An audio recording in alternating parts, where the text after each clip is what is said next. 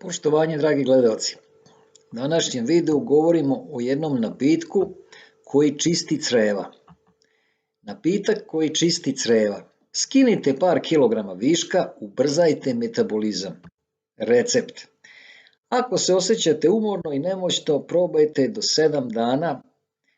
7 dana svako jutro pijete ovaj napitak pre doručka. Ukoliko imate probleme sa nadutošću stomaka, zatvorom, usporen vam je metabolizam i teško skidate višak kilograma, čak i kada ste na dijeti, ovaj prirodni napitak vam može pomoći. Posebno je delotvoran kod osoba koje pate od zatvora, a njegovi prirodni sastojci ubrzavaju metabolizam. Glavni sastojak ovog napitka su suve šljive, koje su odličan izvor vitamina C, A i K, a sadrže riboflavin, niacin i druge vitamine B kompleksa. Bogati su i vlaknima koja pozitivno utiču na funkciju digestivnog trakta, čiste organizam i podstiču izbacivanje toksina. Odlični su i za čišćenje creva i poboljšanje varenja. Kada pomešate suve šljive sa sljedećim sastojcima, dobit ćete sjajan napitak za mršavljenje, a najbolje je da ga konzumirate pre doručka.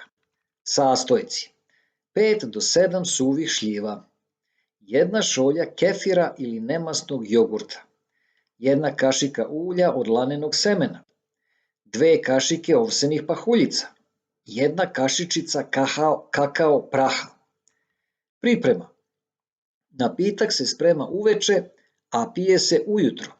Suve šljive ostavite da odstoje u vodi najmanje 30 minuta. U blender sipajte kefir, ovsene pahuljice, ulje od lanenog semena, kakao. Suve šljive koje su odstojale u vodi očistite i iseckajte, pa ih dodajte u blender sa ostalim sastojcima. Mutite dok ne dobijete jedinstvenu smesu i ostavite napitak da prenoći u frižideru. Ujutru popijte napitak pre doručka. Videli smo u ovom videu kako se pravi ovaj napitak koji nam može poboljšati probavu i olakšati rad creva. Ako vam je video bio zanimljiv i koristan, lajkujte, delite i prijavite se na moj kanal, a mi se vidimo uskoro u sljedećem videu. Hvala na pažnji i prijatno!